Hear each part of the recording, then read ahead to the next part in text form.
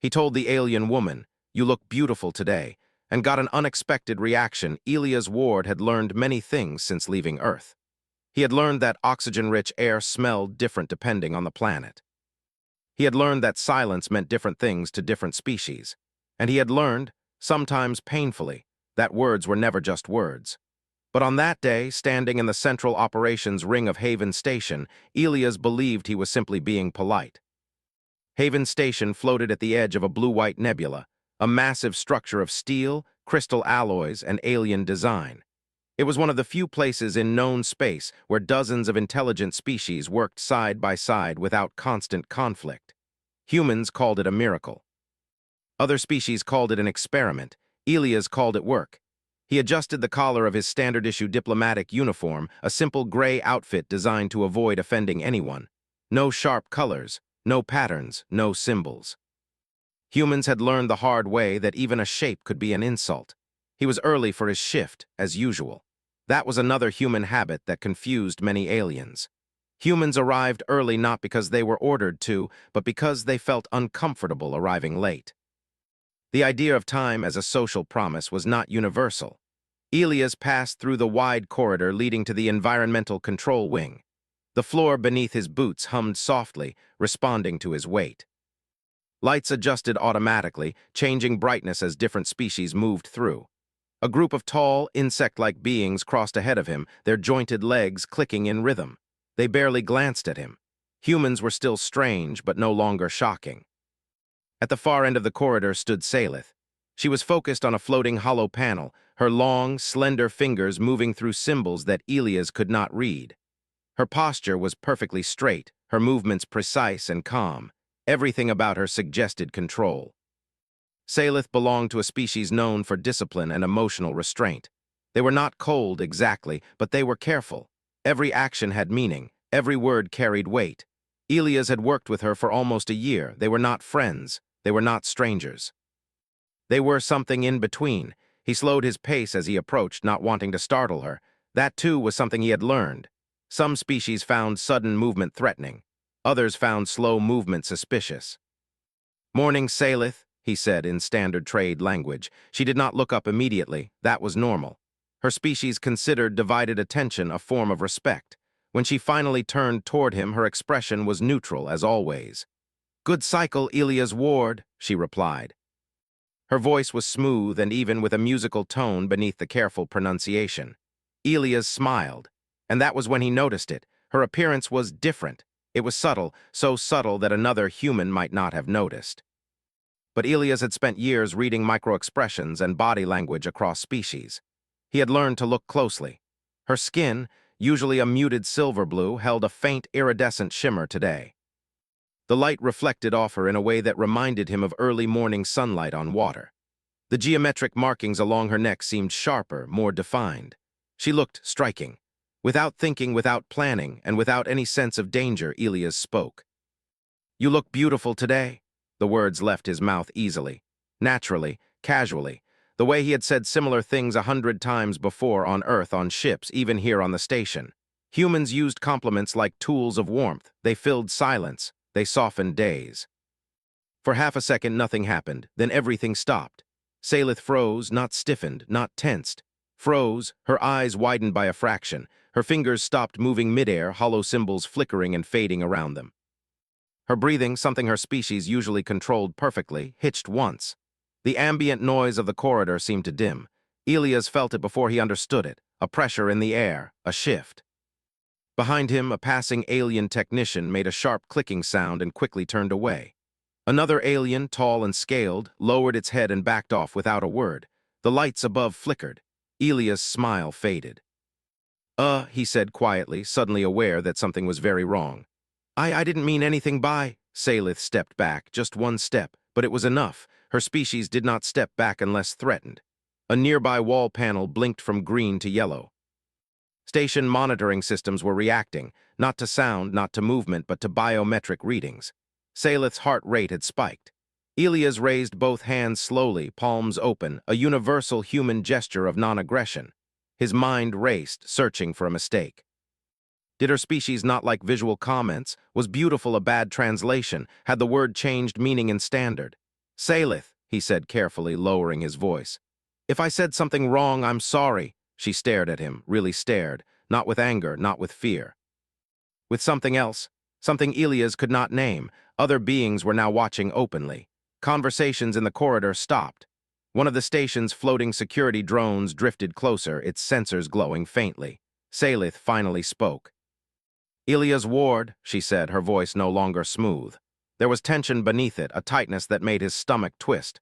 Please repeat what you said. His heart pounded. Repeat it? Everything in his instincts screamed that repeating the sentence would be a mistake. But refusing might be worse. I said, he began slowly, choosing each word with care, that you look beautiful today. The word echoed. Beautiful. Salith inhaled sharply. Several aliens around them reacted at once. One dropped a data pad, another hissed in alarm. Someone activated a personal shield. The security drone moved directly between Elias and Salith. Elias felt cold. What's going on? He asked, trying to keep his voice steady. I don't understand. Salith closed her eyes. When she opened them again, they were darker. Neither do I, she said. A chime echoed through the corridor. Attention, announced the station's neutral artificial intelligence. All non-essential personnel, please vacate the area. That was bad, very bad. Elias swallowed. Salith, listen. In human culture, saying someone looks beautiful is just human culture, she interrupted softly, is not the issue. Her gaze flicked briefly to the watching aliens, then back to him. You have used a word, she continued, that does not exist lightly in my people's language. Elias felt his mouth go dry. I didn't know, he said immediately. I swear I would never intentionally. I know. That answer surprised him. She sounded certain. Before he could respond, two figures approached rapidly from the far end of the corridor. One was human, Commander Reyes, head of the station's diplomatic security. The other was tall, robed, and distinctly non-human, its many eyes focused sharply on Salith. The robed alien spoke first. Is it true? It demanded, voice layered with harmonics. Did the human speak the forbidden descriptor? Elias turned to Commander Reyes. Sir, I think I messed up. Reyes did not take his eyes off Salith. What exactly did you say, Ward? Elias hesitated, then answered honestly. I told her she looked beautiful. The corridor fell silent again. Reyes exhaled slowly. Oh, hell. The robed alien made a sound like cracking ice. That word, it said, is bound by law. Elias felt panic bloom in his chest. Law? I didn't agree to any law. I was just being nice. Reyes finally looked at him. His expression was controlled, but Elias saw something in his eyes that scared him. Ward, Reyes said quietly, in some cultures, being nice can start wars. Salith straightened, drawing herself up to her full height. She looked older now, heavier. As if the air itself pressed against her. I request, she said formally, a private audience with the human Elias Ward. The robed alien reacted instantly. That is not acceptable. It is necessary, Salith replied. Her tone allowed no argument. Commander Reyes hesitated, then nodded. Granted, security protocols will remain active. The security drone followed as Salith turned and walked toward a sealed side corridor. Elias followed, his legs moving on instinct, his mind screaming questions. Inside the corridor, the door sealed behind them with a heavy sound. The space was quiet, too quiet. Elias looked at Salith, unsure whether to speak. She spoke first. Do you understand, she asked, why the others reacted as they did? He shook his head. No, not really. She studied him carefully, as if searching for deception. Among my people, she said slowly, there are words that define existence itself, words that are not descriptive but declarative. Elias frowned. Declarative? When spoken, she explained, they create obligation. His heart sank. Beautiful, she continued, is one such word. Elias stared at her. You're telling me, he said carefully, that a compliment creates an obligation? Yes. What kind of obligation? Salith hesitated. That depends, she said, on intent. Elias laughed weakly. My intent was just kindness. She flinched at the word. Kindness, she repeated softly, then she looked away. For my people, she said, such intent has not existed for a very long time. The weight of that statement settled between them. Elias realized with a sudden chill that whatever he had done, whatever line he had crossed, it was far bigger than a simple misunderstanding. Outside the sealed corridor, Haven Station continued to function. Ships docked. Aliens worked. Humans laughed, unaware. And somewhere deep within the station systems, alerts continued to rise. marking the moment a human spoke a single, gentle sentence and changed something that had been silent for centuries. End of part 1, the room felt smaller than it actually was. Elias Ward stood near the center, his hands resting at his sides, his shoulders tense. The walls were smooth and dark, made from a material he did not recognize. There were no sharp corners, no decorations, no symbols. It was a neutral space, designed so that no species would feel threatened. Right now, it did not help. Salith stood across from him, perfectly still. The faint shimmer in her skin had not faded. If anything, it seemed stronger now, reacting subtly to her breathing. Outside the room, security systems hummed softly. Elias could feel them more than hear them. Sensors, shields, protocols layered on top of protocols, all because of one sentence. Elias broke the silence first. "I really need you to explain," he said, keeping his voice calm. "Because right now, everyone outside that door looks like I just pressed the wrong button on a bomb." Salith did not react immediately. Her gaze was distant, focused inward, as if she were listening to something only she could hear. "When you spoke," she said at last, "you did not merely describe my appearance." "I know that now," Elias replied quickly, "but I didn't know it then." "I believe you." That surprised him. "You do?" he asked. "Yes," she said, "because deception would have felt different." He blinked. "Different how?" She tilted her head slightly. "Less human." Elias let out a breath he had not realized he was holding. "Okay," he said, "that's good, I think, but everyone else seems convinced I did something unforgivable." Salith's eyes shifted toward the sealed door. "They are afraid," she said, "of me?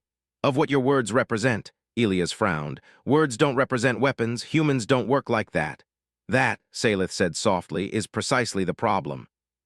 She moved closer, not aggressively, but with intent. Elias resisted the instinct to step back. He reminded himself that she had asked for this meeting. "Among my people," she began, "language was once free." Elias listened carefully. He had learned that interrupting during cultural explanations often caused more damage than saying nothing at all. "Long ago," Salith continued, "we expressed emotion openly. Affection, admiration, hope. Those expressions shaped our society." "What happened?" Elias asked. Salith's fingers curled slightly, then relaxed. "We nearly destroyed ourselves." Elias waited. "Our words carried power," she said. "They formed bonds that could not be broken, alliances that demanded absolute loyalty. When admiration became obsession, conflict followed." "That still doesn't sound like a compliment should be illegal," Elias said gently. "It is not illegal," Salith replied. "It is controlled." She turned toward one of the walls. A section of it shimmered, then became transparent, revealing a faint projection, historical images, abstract but emotional. Elias saw tall figures like Salith standing close together. He saw symbols glowing between them. He felt rather than understood the intensity of connection. "When one of us declared another beautiful," Salith said, "it was not about appearance. It was a declaration of value beyond self, a statement that the speaker would place the other above duty, above survival." Elias' eyes widened. "That's intense." "Yes. So you're saying," he continued slowly, "that by human standards I said something like, 'I deeply respect you'?" Salith shook her head. "More than that." Elias' stomach dropped. "How much more?" She faced him again. "You declared me worthy of devotion." The words hit him like a physical blow. "I didn't mean that," he said immediately. "I swear I don't even know you well enough for—" "I know," she repeated. There was no accusation in her voice, only confusion and something else, pain. "But intent does not erase effect," she said. "My people shaped our language to prevent such declarations from occurring without structure, without consent." "So now everyone thinks I just what, proposed something?" Elias asked. Her eyes met his, or declared a challenge. His blood ran cold. "A challenge?" he echoed. "Yes," she said. "To some, your words could be interpreted as a claim." "A claim to what?" "To me." Silence stretched between them. Elias ran a hand through his hair. "Okay. That's officially the worst misunderstanding I've ever been part of." She did not smile. Outside the room, the station council chamber was already filling. Commander Reyes stood at the edge of the circular hall, arms crossed, his jaw tight. Representatives from more than a dozen species had gathered, their bodyguards positioned carefully behind them. At the center hovered a shared hollow display, showing a replay of the corridor incident from multiple angles. Every pause, every reaction, every spike in biometric data. "This is unacceptable," hissed one delegate, a scaled being with glowing eyes. Humans cannot be allowed to destabilize cultural boundaries so easily. They destabilize nothing, replied a soft-voiced avian representative. They simply speak. That is the danger, another voice said. They speak without restraint. Reyes listened, his mind racing. He had worked with humans long enough to know that Elia's Ward was not reckless. If anything, Ward was careful to a fault. If even he could trigger this level of reaction, what did that say about humanity's place here? The robed alien from earlier floated forward. The word spoken, it said, is classified as a binding descriptor. Several delegates reacted sharply. It is forbidden outside ritual context, the robed one continued. The fact that a non-member species used it so casually is alarming. Reyes spoke up. With respect, he said, my people don't have access to your cultural lexicons. We don't know which words are sacred unless we're told. Then perhaps, the robed alien replied coldly, your species should speak less. Murmurs rippled through the chamber. Reyes clenched his fists but held his tongue. Back in the private room, Elias paced slowly, careful not to make sudden movements. So what happens now? He asked. Salith watched him closely. That depends, she said, on how the council interprets my response. Your response? Elias stopped pacing. Why does it depend on you? Because I am the one who was addressed. And what do you think? He asked. She hesitated. That, she said, is what troubles me.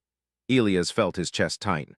Salith, if you're uncomfortable, say it. I'll apologize publicly. I'll do whatever it takes to fix this. I am not uncomfortable, she said. Then what are you? She searched for the word. Awake. The answer sent a chill through him. What do you mean? He asked quietly. Salith placed a hand against her chest. When you spoke, something responded, something that should not exist anymore. Elias remembered the shimmer in her skin, the spike in her heart rate. Emotion, he guessed. She nodded. My people engineered ourselves to suppress it, she said, to survive, to remain stable. And humans don't do that, Elias said. No, she agreed. You amplify it. He swallowed. Salith, he said carefully, are you saying that my words caused a biological reaction? Yes. That's not normal, he said. For you, she replied. She took a slow breath. When humans arrived in the wider galaxy, she continued, we believed you were emotionally inefficient, too expressive, too unpredictable. Elias almost laughed. We get that a lot. But now, she said, we are beginning to see another possibility. And what's that? That you carry something we lost. Before he could respond, the door chimed softly. Salith straightened instantly, her controls snapping back into place. The council calls for us, she said. The door opened. The chamber was overwhelming. Lights adjusted as Elias and Salith entered. Dozens of eyes, some literal, some not focused on them. The air buzzed with restrained tension. Elias walked beside Salith, acutely aware of every step. They stopped at the center. The robed alien addressed Salith first. State your condition, it demanded. Salith lifted her chin. I am stable, she said. Were you harmed by the human's words? No. Were you bound by them? A pause. Elias held his breath. I do not know, Salith said honestly. The chamber erupted. Reyes closed his eyes briefly. The robed alien raised its limbs. Silence, the noise faded. Human Elias Ward, the alien said, turning its many eyes on him. Do you understand the implications of what you have done? Elias swallowed. I understand that I made a mistake, he said. I spoke from my culture not knowing yours, but I did not intend harm, control, or challenge. Intent is irrelevant, the alien snapped. Salith stepped forward. It is not. The chamber froze. She continued. The human's intent is central to understanding this event. His species does not encode obligation into admiration. And yet, the alien replied, the effect remains. Yes, Salith said, which is why this moment matters. She turned to face the council fully. For centuries, she said, we have feared emotion because it once led us to ruin. We built laws to cage it, words to control it. She gestured subtly toward Elias. And yet one uncontrolled sentence awakened something we believed extinct. The delegates shifted uneasily. If humanity is dangerous, she continued, it is not because they seek power. It is because they remind us of what we chose to abandon. Silence followed.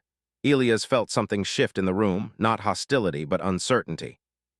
The robed alien spoke again, more cautiously this time. What do you propose? It asked. Salith took a breath. That we do not punish curiosity, she said. That we study this interaction together. Murmurs spread. You would allow humans continued access, one delegate protested. I would, Salith replied, under guidance, under dialogue. Her gaze flicked briefly to Elias. And under trust, the robed alien considered. The council will deliberate, it said. Until then, the human will remain under observation. Elias expected anger. Instead, he felt relief. As they were escorted out, Salith leaned slightly toward him. Elias Ward, she said quietly. Yes, you should know, she added, that what you did cannot be undone. He nodded. I figured. But it can be understood, she said. For the first time since he met her, she smiled. It was small, uncertain, and completely real. Somewhere deep within the station's systems, a new classification tag was created. Human emotional influence under review. And across Haven Station, species who had once dismissed humanity as loud, fragile, and inefficient began to ask a dangerous question. What if humans were not weak because they felt too much? What if they were strong because they never stopped? End of part 2. The observation room was quiet, but it was not empty.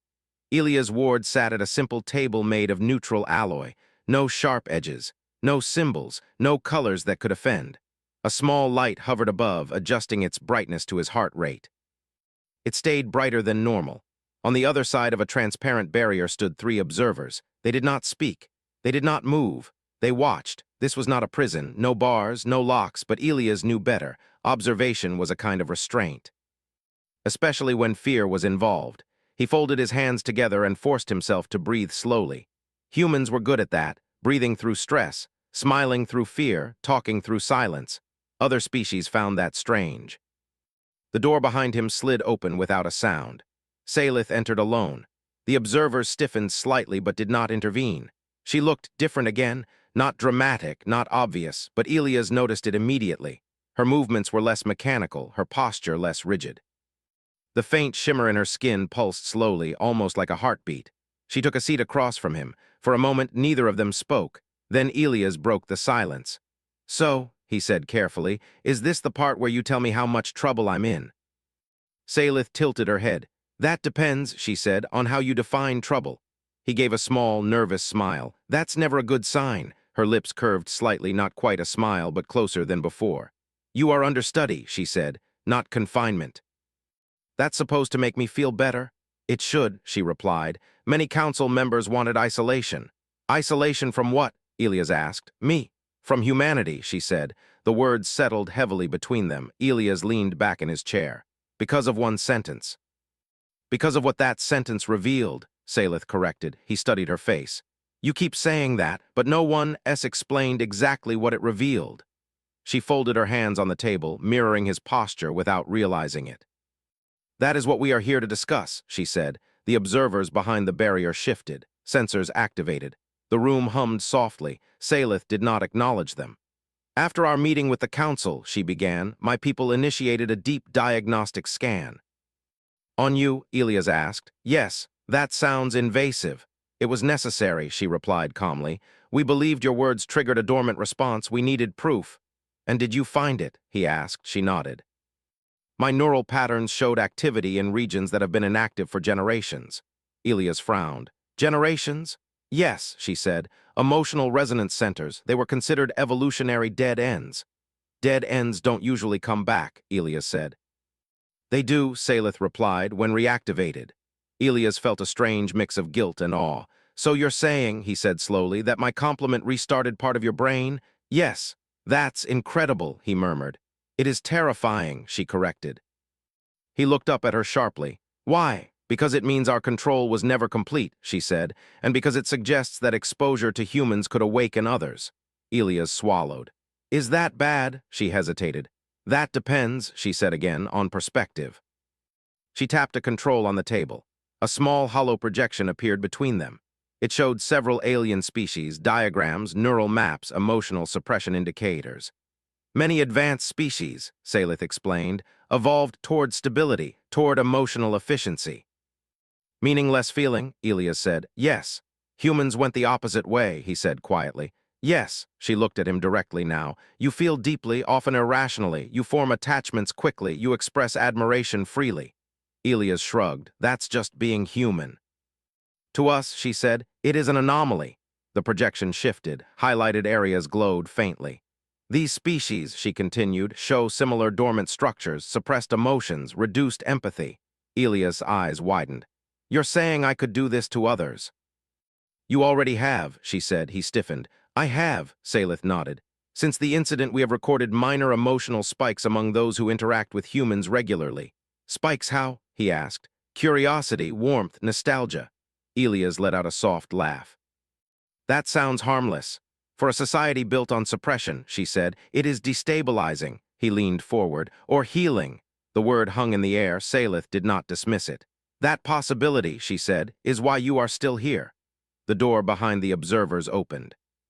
Commander Reyes entered, followed by 2 council aides. Reyes looked tired. Lines had deepened around his eyes. Ward, he said. You holding up? Depends, Elias replied. Am I about to be deported? Reyes snorted quietly. Not yet. He turned to Salith. The council wants an update. You will have one, she said, but not yet. One of the aides bristled. With respect, your species is not the only one affected. Salith rose smoothly from her seat. And that, she said, is why this conversation matters. She gestured toward Elias. Humans, she continued, are not influencing us through technology or force. They are influencing us by presence. Reyes crossed his arms. We're not doing this on purpose. I know, Salith replied. That's what scares them, the aide muttered. Elias stood as well. Then maybe, he said, you should stop treating it like contamination. All eyes turned to him. Say that again, the aide said sharply. I said, Elias repeated calmly, that maybe you're afraid because you don't control it. Silence. Reyes shot him a warning look, but Elias continued. Humans don't suppress emotion because we learned a long time ago that it doesn't work, he said. You can bury it, but it comes back, stronger. That is speculation, the aide snapped. It's history, Elias replied. Ours. Salith studied him with new intensity. You believe emotion is not a flaw, she said. I believe it's a tool, Elias said. One you can use wrong or right, the council aide scoffed. Spoken like a species that still fights wars. Elias met the aide's gaze. Spoken like a species that forgot why it wanted peace, he said quietly. The room went very still. Reyes exhaled slowly. Ward, it's okay, Salith said. She turned back to the aide. The human speaks from experience, she said. That does not make him dangerous. And what if more of your people change? The aide demanded. What if control collapses? Salith's voice softened. Then we adapt, she said, as humans always have. The aide recoiled slightly. You defend them too easily, they said. I defend truth, Salith replied. The aide left without another word. Reyes rubbed his temples. You're causing political earthquakes. Elias gave a tired smile. I said she looked nice. Reyes shook his head. You humans are impossible. Yet, Salith said, essential. Later, after the observers had left and the room was quiet again, Elias and Salith stood near the transparent wall, watching ships move outside Haven Station. Lights drifted through the darkness like slow-moving stars. Do you regret it? Elias asked softly. Salith considered the question. Regret implies error, she said. I do not believe this was an error. That's good to hear, he said. She turned to him. When you spoke, she said, there was no demand, no expectation, only acknowledgement. That's how compliments work for us, Elias said. You don't owe anything, you're just seen. Her breath caught. Seen, she repeated. Yes, she looked back out at the stars. My people forgot how to do that, she said. We see function, role, value. But not each other, Elias said. No, she faced him again. Your words reminded me that I am more than what I do, she said. Elias felt a lump form in his throat. That's kind of the point, he said. A soft alert chimed. Reyes' voice came through the room. Ward, the council has issued a provisional ruling. Elias straightened. Here it comes. You're not being removed, Reyes said, but humanity is now classified as a catalytic species. Elias blinked. That sounds important. It means, Reyes continued, that your presence changes things, cultures, people, systems. Salith closed her eyes briefly. They are afraid, she said, and curious, Reyes added. Very curious. The connection ended. Elias let out a long breath. So, he said, what happens now? Salith looked at him. Now, she said, we learn what humanity truly is to the galaxy. He smiled faintly. No pressure. She returned the expression, this time clearly. For the first time in recorded history, a member of her species smiled without protocol. And across Haven Station, more subtle changes began. An alien technician laughed, briefly, in surprise. A diplomat hesitated before silencing an emotional response, and didn't. A child of a long-suppressed species asked a question no one had asked in centuries. How do humans feel so much and still survive? The answer, though no one realized it yet, would change everything. Haven Station did not change all at once. There was no alarm, no explosion. No clear moment when everything became different. Instead, the change came quietly. It appeared in small pauses during conversations, in longer glances, in questions that were not asked out loud, and at the center of it all was humanity. Ilia's ward noticed it first during breakfast. The station's shared dining area was designed to accommodate many species.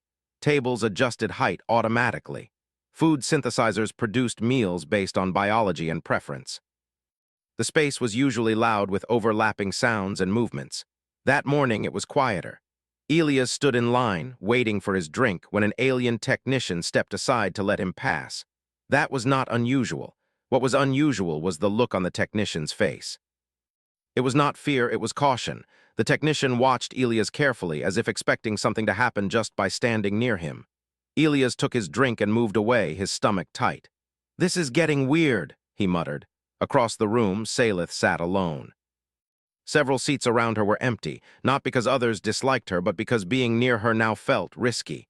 Ilias joined her anyway. "Morning," he said. She looked up and nodded. "Good cycle." They sat in silence for a moment. "You feel it too," Ilias said. "Yes," Salith replied. "Avoidance." "From them?" he asked. "And from themselves," she added. He frowned. "What do you mean?" She gestured subtly around the room. "They are monitoring their reactions," she said. "Suppressing curiosity, controlling proximity." "Because of me?" Ilias asked. "Because of what you represent," she said. He leaned back. "I didn't ask to represent anything." "No," she agreed. "You simply exist." That was the problem. Across the station, similar scenes were unfolding. A human engineer offered help, and the offer was declined, politely but quickly. A human medic spoke gently to a patient, and sensors flagged emotional irregularities. A human child laughed in a corridor, and an alien parent pulled their own child closer. The council noticed. Emergency sessions were called. Data poured in, charts, graphs, behavioral models. The conclusion was unsettling. Humanity did not dominate through force. Humanity did not conquer through technology. Humanity influenced through presence. One council member spoke what many were thinking. "They change us without permission." Another replied. "They remind us of what we chose to forget." Fear grew in the space between those statements. Commander Reyes stood before a projection showing dozens of station sectors. "Isolation is being suggested," he said flatly. Salith stood beside him, calm but alert. "Isolation of whom?" she asked. "Humans," Reyes replied. The room murmured. "They think distance will reduce influence," Reyes continued. "Limit exposure." "And what does humanity think?" Salith asked. Reyes exhaled. "We think you can't unring a bell." The council's highest moderator spoke. "Human Ilia's ward remains the focal point," the moderator said. "His interactions show the highest recorded effect." Salith's gaze hardened slightly. "He is not a weapon," she said. "No," the moderator replied, "but he may be a catalyst." The word echoed, catalyst, a thing that causes change without being consumed. Outside the chamber, Ilias waited. He hated waiting. Humans were bad at it. He paced the corridor slowly, replaying every conversation he had in the last year. Every joke, every smile, every kind word. Had he changed others without knowing? Had every human? A door opened. Reyes stepped out. "Well?" Ilias asked. Reyes looked tired. "They're debating how close you're allowed to stand to people." Ilias blinked. "You're kidding." "I wish I was," Reyes said. Salith followed, her expression unreadable. "They are afraid," Ilias said quietly. "Yes," she agreed. "Of losing control," he added. "Yes." They walked together through the corridor. Aliens stepped aside as they passed, not in panic, in caution. Ilias felt something twist inside his chest. "This isn't what HFY stories are supposed to feel like," he muttered. Salith glanced at him. "HFY? Never mind," he said. They stopped near a large observation window. Beyond it, ships arrived and departed in slow, graceful arcs. "Tell me something," Ilias said. "Honestly," she nodded. "If humanity disappeared tomorrow," he asked, "would things go back to normal?" Salith considered. "No," she said. "Why not?" "Because the idea now exists," she replied. "That emotion is not weakness," he smiled faintly. Ideas are hard to kill. Yes, she said, that is why some wish to try. The next incident happened 2 days later. A junior diplomat from a highly controlled species collapsed during negotiations. Not physically, emotionally. They froze mid-sentence, voice breaking, eyes unfocused. Medical teams rushed in.